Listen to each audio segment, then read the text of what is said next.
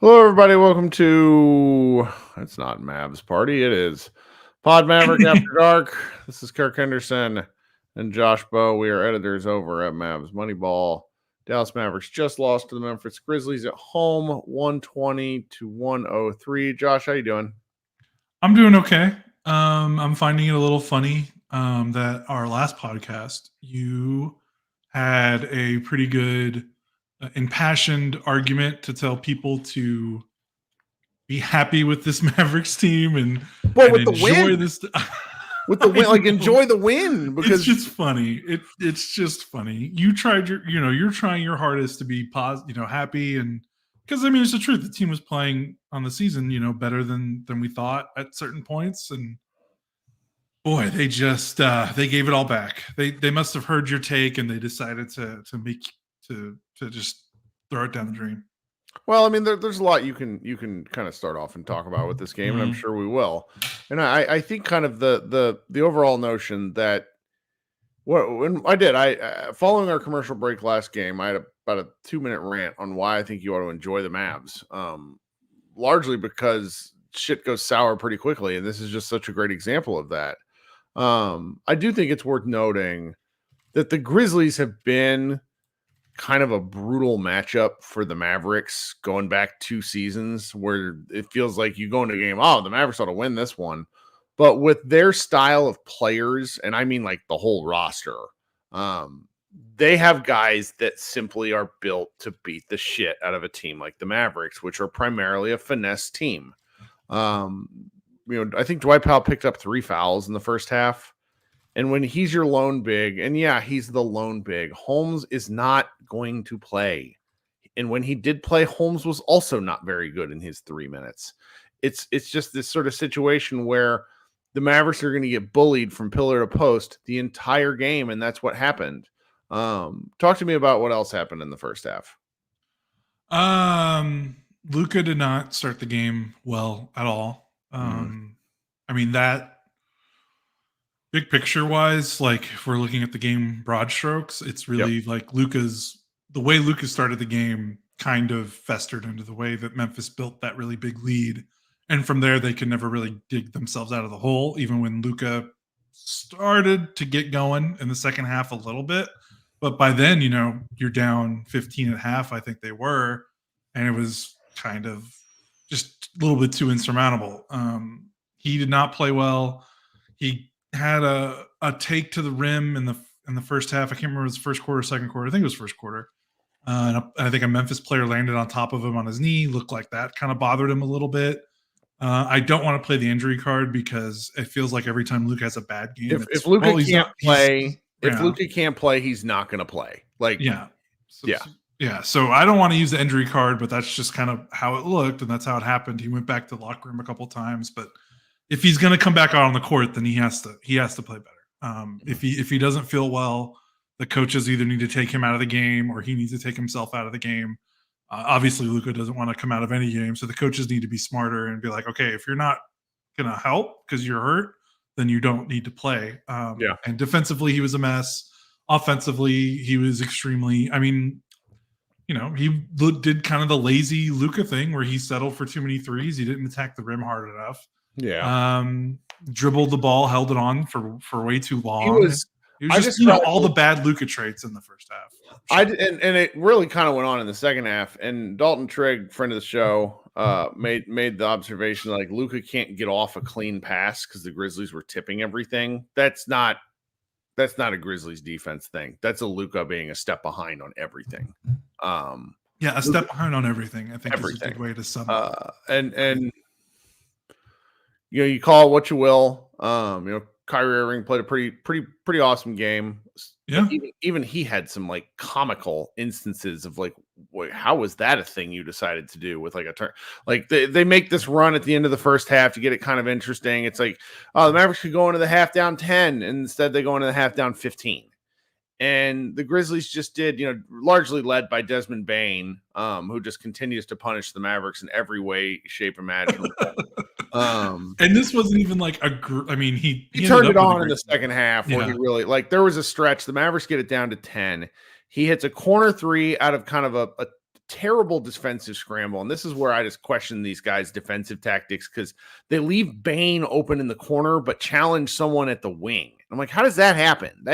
That can't happen.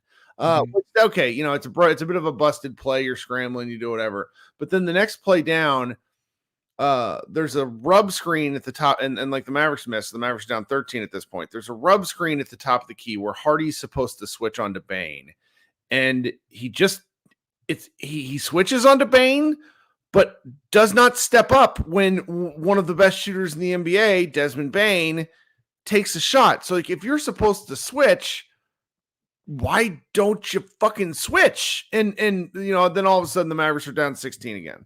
And there were just like, granted, that's a 2-possession thing that happened all night long. And I have a hard time, like the chat is really fired up about Kidd. And I think we can circle back to Kidd later. But if you as a team are not looking remotely connected on the defensive end, then I don't know what you're supposed to do. I do think, again, the Grizzlies are sort of built to bully the Mavericks. Way too many offensive rebounds. And there's nothing like, and I mean this seriously, like the roster that the Mavericks had available to play, there was nothing that was going to happen that could help that. I mean, like Dwight Powell's your backline guy. He's not a great center. We know this. Okay. He causes potential, like certain lineups, lots of problems. He causes Rudy Gobert, lots of problems. Like historically, he really does. Go look at their matchups. He drew 8 fouls the other night. Dwight Powell did. 8 fouls, just crazy. And tonight, he's basically getting attacked relentlessly down the key because the Mavericks do these weird double teams and then pull back and switch. And there's who's the old looking guy? The Grizzlies backup. Tillman? Yeah, Tillman just kind of was there floating and he has nice post moves and nice touch. He'd get the ball into the goal. And so if you take out Dwight Powell, the other options that you're putting in are Grant Williams, who we'll circle back to a little bit later. Holmes, who isn't an answer. I'm sorry. I know a lot of people think he's pretty good. He's not. We have 3 coaches now that haven't played him. At a certain point, we have to accept that the NBA coaches know what they're talking about. And that's really it. They went really small a couple of times, and you just can't go that kind of small against the job. And I see Henry Diesel 123 saying Jenkins has less to work with. That's an interesting proposition. I will say that I think night in, night out, the way the Grizzlies are built, they're built in a very specific way with a very specific kind of player. John Conchar, for example, is an undrafted guy who would be in the Mavericks top 8 right now. They are simply better at talent assessment than the Mavericks are. That is what it is. We can circle back to that. I know a lot of people are really kind of upset about this roster build with a loss like tonight. I get that. But the reason I can't get too bent out of shape out of it is because I spent 2019, 2020, 2021 bent out of shape about it. Rome is not built in a day, and certain things aren't going to work out. And this Mavericks roster needs some more size, but I just don't see where they get it without sacrificing way too much. Yeah, they need to work the buyout market for sure, or maybe you look into like a lower key trade for someone that can just be a backup. So like Lively, just with these ankle injuries, you worry that if he does come back, is he going to feel like with ankles, if you're spraining your ankle that regularly, I know it's kind of fluky a little bit, but you want to be prepared so it's not just Powell and then nothing behind yourself. So they could probably do something like that just to sop up some minutes. Xavier Tillman's really funny because he had 14 points at 11 rebounds. He had 9 points and 3 rebounds combined in the last 5 games he played for the Grizzlies. He seems to kill Dallas. It's really funny. I sort of question, like, this is where I question, like, the coaching staff in the sense of, if Dwight Powell is your rim protector and we know he can't fucking do it, why is he sliding over to help on drives? That was basically a free basket for the Grizzlies, because every time he would help on a drive, he would be not like out of position, but then that basically freed up Tillman or whoever was on the backside to come in and grab an easy rebound. Yeah, the Mavericks had the most success defensively in this game when they were trapping and being pretty aggressive. Because again, Powell he's not a deterrent at the rim, but he can move his feet pretty well at the 3-point line. And I know that that's not how the Mavericks play defense, and you probably can't throw out the way you're playing defense and expect a team to play a new defensive style for one game against one opponent. But boy, they just have to be able to mix things up a little bit more.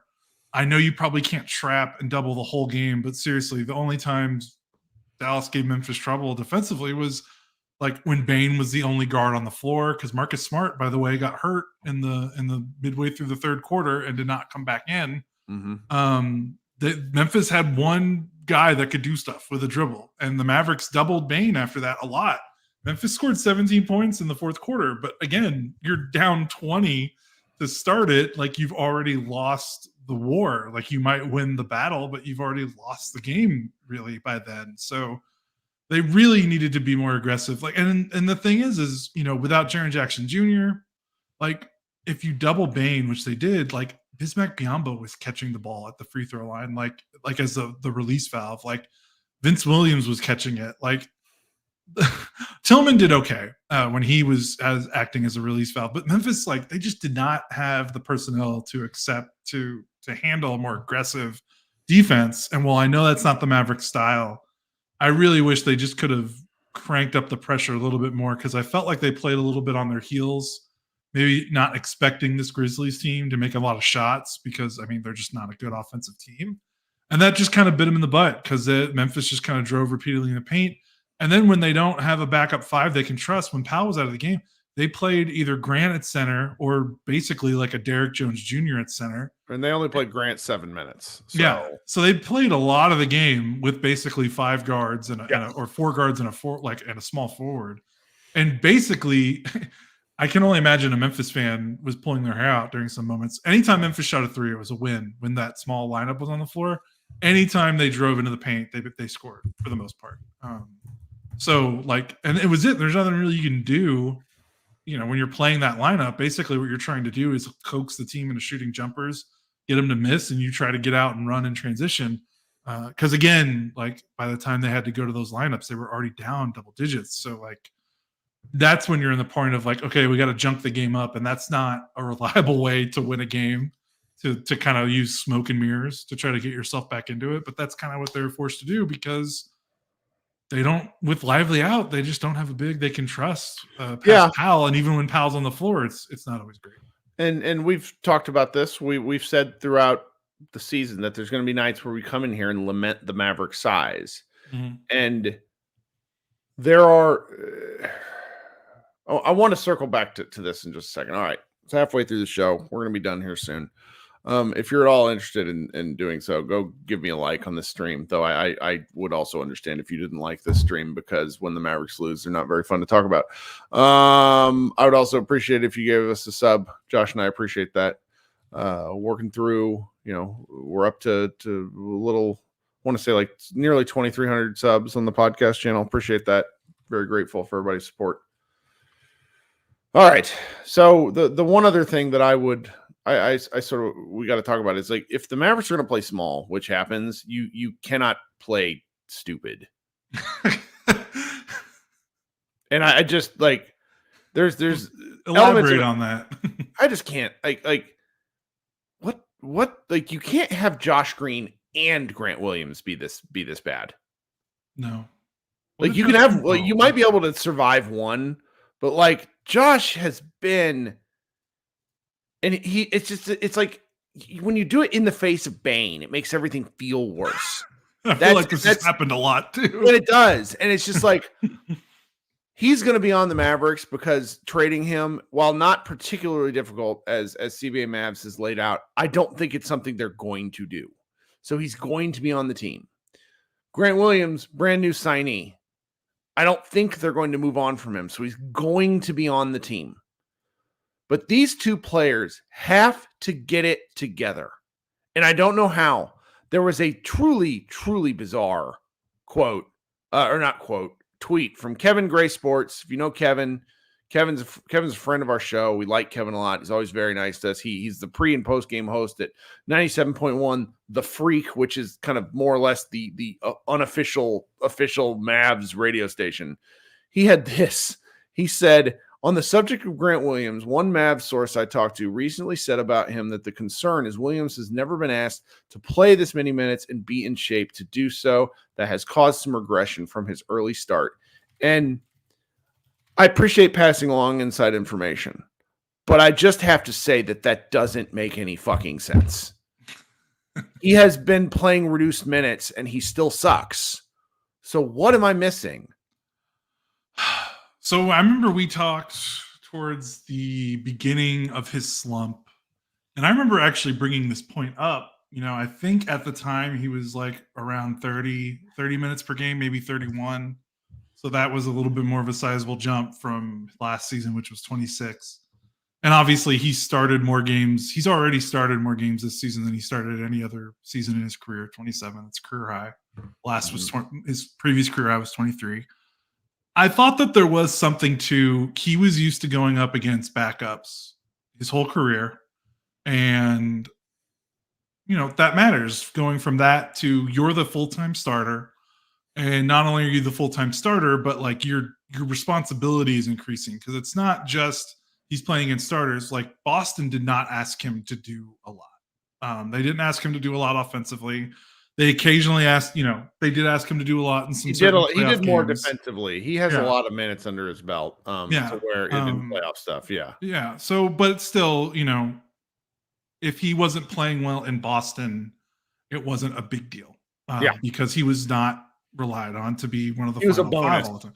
Yeah, bonus. So I can understand this jump in responsibility and role, playing in starters, not playing against backups. I can understand that maybe like causing him to not perform as well as we'd liked. And I kind of baked that into my preseason expectation when there was kind of expectations were kind of running wild. And I was like, let's tap the brakes a little bit. He still should be a good player, but here are some reasons why it might not be as good as you think. But now we're to the point where that, like you said, that excuse doesn't hold as much water because they've moved him to the bench. They've moved him to his role that he had in Boston, coming off the bench, playing, 25, 22 minutes a game, I think is kind of. I mean, if you were like, and he's still bad, and he's still bad. He's still been bad. I don't mean to be like plus minus is a terrible statistic. Okay. It is not a single game statistic, but I have to use it to function to kind of push the point here because it's accurate. And like Tim Hardaway, 30 minutes was a negative 26 in his 30 minutes. Grant Williams, for example, was 7 minutes and was a negative 20. And he played 3.5-minute spurts. And so he was a negative 10 in 2 3.5-minute spurts. He is not alone in responsibility for that. But I'm just like what are we doing here? I know. He's a guy you counted on. Like he's not just like and if throw in. He was the crown jewel of the offseason. And let's throw back to kind of a reference from your youth and my youth that we'll understand. Like if he's sort of the Grizzlies have all these big boy kind of the guys with like wrestler body types, your David Roddies, your Tillmans, your just kind of thicker, bigger guys. Grant Williams should be able to battle with that. And he can't. He hasn't. And I don't think the Mavericks can move him. I think the Mavericks should move him if they can. Like this is not a short stretch. This is 25 games now where he's been kind of terrible. Yeah, when did he start coming off the bench? Like 4 or 5 games ago, I think. Yeah. Like we've got sample. Yeah. What we have here is a guy that's so stuck in the mud that he can't get out of it, regardless of what situation he's been put in. And a lot of guys have reasons, and if you don't want to give up on him yet, I don't blame you. If you don't want to give up on Josh Green yet, I don't blame you. What I have to say, this is very important, what I have to say doesn't affect what the Mavericks do. I'm just very frustrated right now. I understand. And I mean, at this point with Grant, I mean, even if you wanted to trade him, I mean, who's trading for him? I don't know. I mean it was like people keep saying like, I'll just trade him. And it's like, okay, Like you can't just No, trade you're your right. bad players for the good players. No, Like I've that's seen some of that stuff on the yeah, Mavs Twitter machine today. yeah, Lots of that. that's not how it works. He needs to show something because he's in the first year of a new contract that's paying him not an outrageous amount of money. It's not Yeah. like an amount that's going to kill your cap, but it's like, I mean, at this point, his trade value is salary filler. Like, I mean, that's really it. And even then, with he's got what, like 3 more years or Yeah. whatever Yeah. after this year, like. Yeah. If this is how he's going to look now, teams are just going to be way too spooked to take on that contract, even if it's not a ton of money. Well, you're Okay. probably never, and because his contract is good, Josh Green's contract are good. Like they're good deals. Yeah. But if they're not don't- playing well, that doesn't mean a team. Just because it's a good deal doesn't mean a Yeah. team's going to want it. Green is pretty disappointed because I mean he's been back. Came back the December 27th, and he's basically had 3 good games, and the bad games have been like rookie year Josh Green. Like he's had 2 games of 0 points, 4 points against Minnesota, and then on the other games 2 points, 4 points combined in 2 other games. Like I don't know, and especially he gets to start. Exum's out, like they need him. He's this isn't a case of he's bouncing in and out of the rotation or sitting a long time. Like he's getting opportunities. Like he's playing with Luka. He's gotten some opportunities to play without Luka. I'm enjoying. So just for I don't mean to interrupt you. I'm enjoying our chat. I'm enjoying our chat right now because like there's. And again, I appreciate all you guys to show up live. We kicked the shit out of Luka for the first 10 minutes of the pod. It's just so everybody that's joining. It's like I can't believe I'm hearing about role players. Like we already beat on Luka. Luka sucked. Like I don't know. There's no question. He was weekend at Bernie's Luka. Like he looked awful. Like the end. We already did that for a while. We just got to talk about other people. Right. So yeah. That's and Green playing. They need him to play well too. Like if you want to trade these guys, they have to show some value to other teams. So they can't just play bad and then you trade them for good stuff. So yeah, I don't know. This was just, I mean, the stats are hilarious. Like Memphis made 5 more 3-pointers than the Mavericks. They had 20 more rebounds and they scored 10 more points in the paint. Like you can't lose the 3-point line, rebounds, and the paint. Like that's right. You can't lose all 3 of those aspects and expect to win, especially this Mavs team. Like it's just they just got thoroughly outplayed, and it's a shame they wasted. I don't know if they wasted a great Kyrie game for the most part, at least scoring the ball. He faded in the 4th pretty hard, but he had 31 through 3 quarters, and I kind of was. He was the reason why I kept thinking that they were going to come back and win because I thought maybe he's going to have a heater in the 4th like he usually does. But again, just asking him to bail you out of a 20-point deficit to start the 4th is not advisable way to win a game, no matter how bad the other roster looks. That's right. And you hope some of these things figure themselves out. I mean, like I do want to. Kyrie Irving played another great game. He has become a hilarious rebounding monster. 8 boards again. He had 4 steals and a block. No, he got to the line tonight. That's what was super interesting to me because what the interesting part though about that is he just doesn't go through game like he plays the same way. He just got calls tonight is really what it comes down to for me. So all right. So the chat really desperately wants us to talk about Jason Kidd, and I don't know what other than like the defensive strategy, like they should have been more aggressive against the bad Grizzlies offense. Maybe a Mavs person I talk to pretty regularly because I kind of made the comment. Like one of the things that frustrates me about Kidd, and this is the thing, is like he is a particularly maddening in-game coach when things aren't going well. Like it just looks like, and is like he doesn't really do the motivational thing at all. I think he does like passive aggression, as you can see in post-game stuff. He probably curses at guys under their breath and curses at their face without getting all hot and bothered. I've heard that he does that. They're not creative in game, but I don't know how to explain this any more candidly. That man is in with Luka, and he was Kyrie's favorite player when Kyrie was growing up.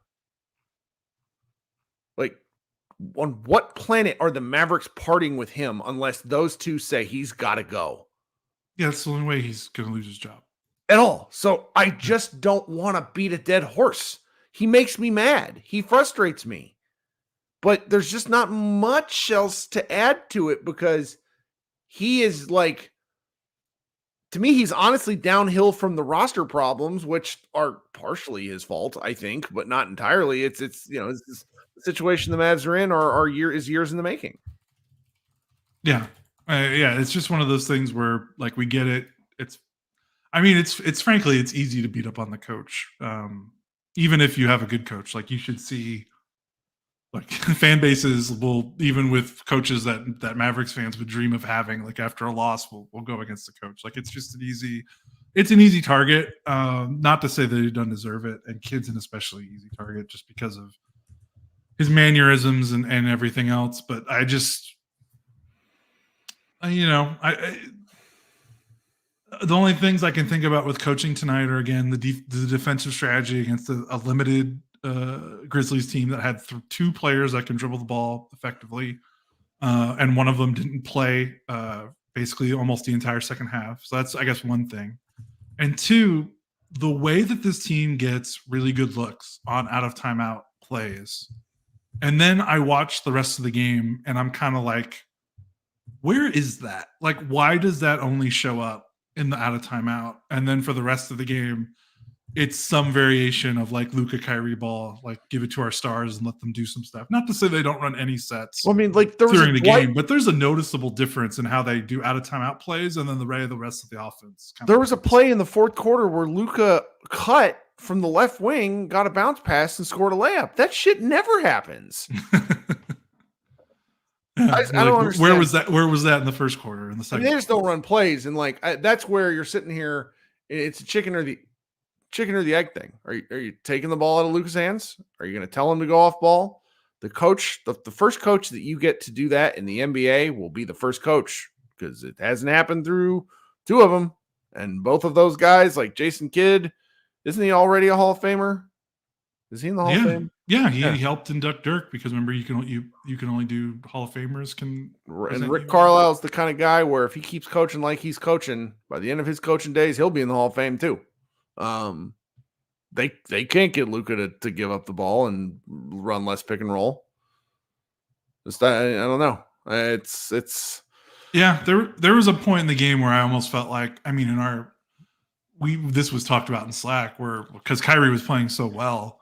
It was like, can they just sit Luka and let Kyrie run the show for the rest of the game? Because this is not like you can kind of see it early with Luka when he's having one of those games where it's like all the bad habits kind of rise to the top, and you could tell in the first 5 minutes of this game that it was going to be one of those nights. Yep. Unfortunately. Yep. I say we call this one. Yeah. Mavericks play again. They got so this is their first loss. And what? Go ahead. I want to talk about one more thing. Mm-hmm.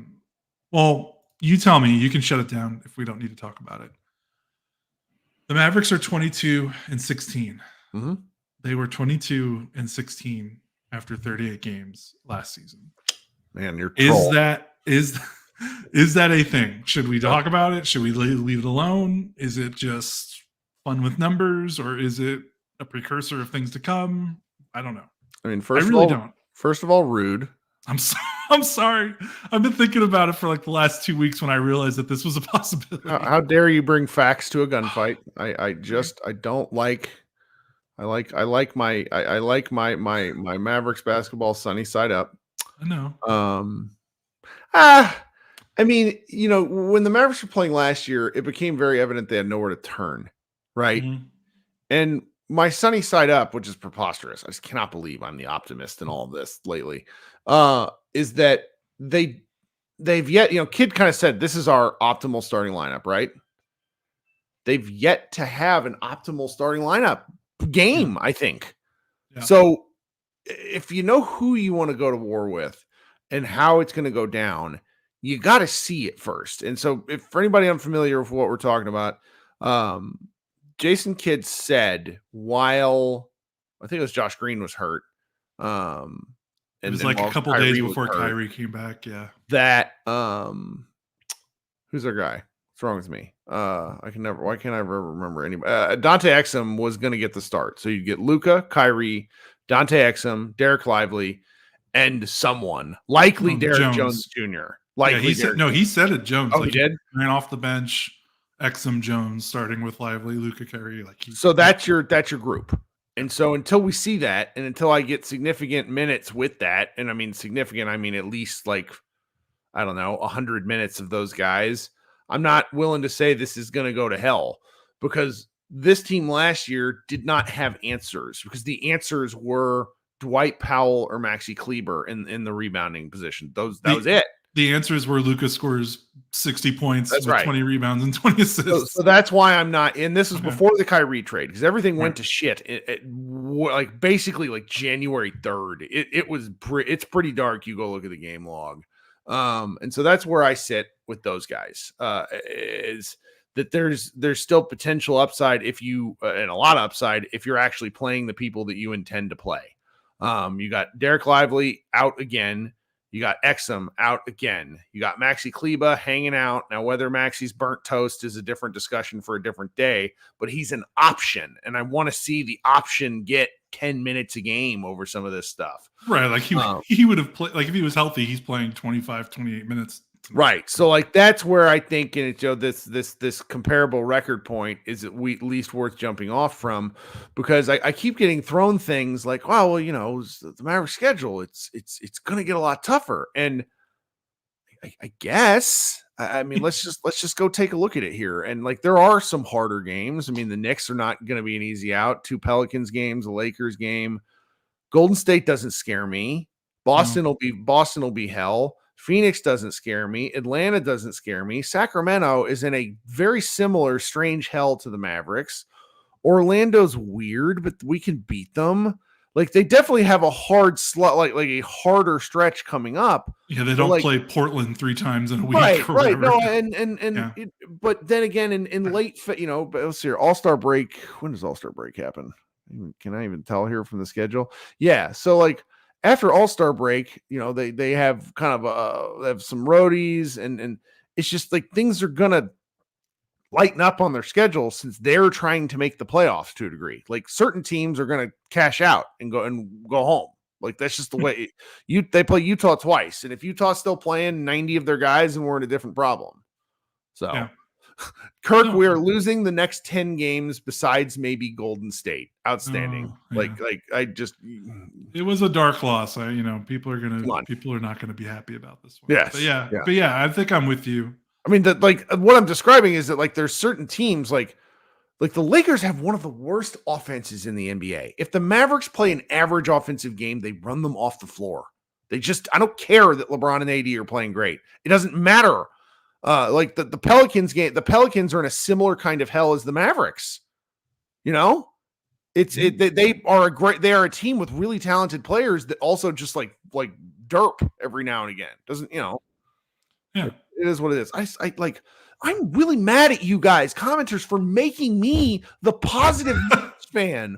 What the hell is wrong with you people? This was a game for you to get angry too. This checked all your angry boxes. I mean, I didn't, baby stuff zapped my, I was up early and then I was in a meeting at work from 12:30 until 5:30. Oh my God.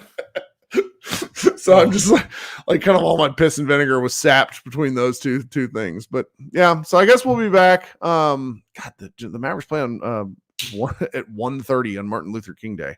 I did not notice that. Gonna have to work that day. Yeah. Anyway. Timothy Clark says maybe Luka had baby issues going on, and that